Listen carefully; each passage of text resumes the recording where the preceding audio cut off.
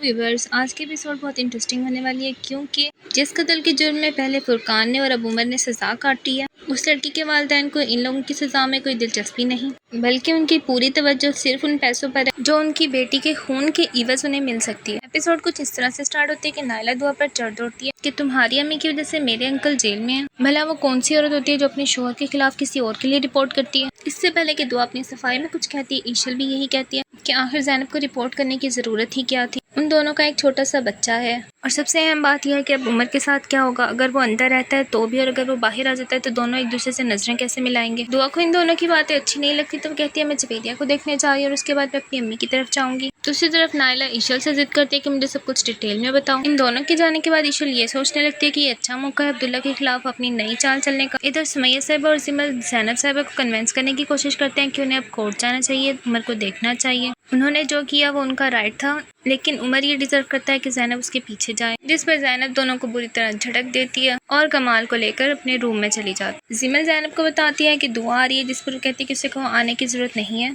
मैं घर में कोई भी फसाद नहीं चाहती। इतनी ही देर में दुआ की फिर से कॉल आ जाती है और जिमल उसे सारी बात बताते हुए कहती है कि मॉम मुझे ठीक नहीं लग रही। जिस पर दुआ उसे कहती है कि तुम फिक्र नहीं करो, मैं जरूर आऊंगी। दूसरी तरफ ज़ैनब साहिबा अपने ही गम में निढाल पड़ी होती हैं कि दोनों बेटियां कमरे में आ जाती हैं। वो दोनों आकर कहती हैं कि मॉम आपको जो ठीक लगा वो आपने किया, लेकिन अब हमारे साथ ऐसा ना करें, अगर आप इसी तरह नाराज और रोती हुई पड़ी रहेंगी तो हम भी मर जाएंगे। इतना ही कहना था कि ज़ैनब साहिबा दोनों को बुरी तरह डांटने लगती है और कहती है कि मैंने अपना प्यार, अपना उम्र कुर्बान कर दिया सिर्फ तुम दोनों की खातिर और तुम दोनों मुझे मरने की बातें सुना रही हो। तुम दोनों को कुछ हो ये मैं बर्दाश्त नहीं कर सकती। इसके बाद दोनों बेटियां माँ से माफ़ी मांगती हैं और ज़ैनब साहिबा भी उनसे राजी होते हुए कहती हैं कि तुम लोग चलो, मैं आ रही हूँ। दुआ बाहर आकर नाना से कहती है कि आप प्लीज़ मॉम से कुछ मत कहिएगा, उन्हें बहुत मुश्किल से कन्विंस किया है। लेकिन सुमैया साहिबा ज़ैनब के बैठते ही पूछती हैं कि उमर की कोई खबर है, जिस पर दुआ नाना से कहती है कि नानो ये कोई इवेंट नहीं है जिसकी रोज़ कोई खबरें मिले, कोई बात होगी तो मैं आपको बता दूंगी, आप प्लीज़ मॉम से ना पूछें। इस पर सुमैया साहिबा ज़ैनब से कहती है कि बेटी खुद को संभालो और जाओ अपने शोहर से बात करो, तुम्हारे बच्चे का बाप है, उसे जाकर बताओ कि तुमने ये सब क्यों किया, मुझे उम्मीद है वो तुम्हें समझेगा। डिनर पर सुमैया साहिबा जिमल से कहती हैं कि देखो हम लोग यहाँ पर अपने घर में सुकून से हैं, लेकिन उमर का पता नहीं वहाँ क्या हाल होगा, पता नहीं उसने कुछ खाया भी होगा। इस वक्त असल तकलीफ में सिर्फ और सिर्फ उमर है। यही कहने की देर थी कि ज़ैनब साहिबा आ जाती हैं और कहती हैं कि मेरा दर्द किसी को नजर नहीं आता, मैंने एक ऐसा इंसान खोया जिससे मैं बहुत ज़्यादा मोहब्बत करती थी। इस पर सुमैया साहिबा कहती है कि तुम्हारा दर्द किसी को क्यों महसूस होगा, तुम तो किसी से मशवरा करना गवारा नहीं करती, अल्लाह करे मैं मर ही जाऊँ। सुमैया साहिबा को इमोशनल होता देख ज़ैनब साहिबा कहती हैं कि मम्मी आपके मुँह में जो आता है आप बोल देती, मैं आपकी बेटी हूँ, कोई दुश्मन नहीं। और जिमल जब देखते हैं कि इन दोनों की लड़ाई बढ़ सकती है तो वो माँ से कहती है कि चलें हम बीच पर चलते हैं। बीच पर जिमल कहती है कि मम्मा आप नानों से झगड़ा ना किया करें, वो बूढ़ी हैं। जिस पर ज़ैनब कहती है कि वो अपने 40 में भी ऐसी थी, ये सब कुछ वो किसी बुढ़ापे या बीमारी की वजह से नहीं करती। जिस पर जिमल कहती है मम आप भी हमारे साथ ऐसे ही करती हैं। तो ज़ैनब कहती है कि मुझे उनसे कंपेयर मत करो, तुम लोग अभी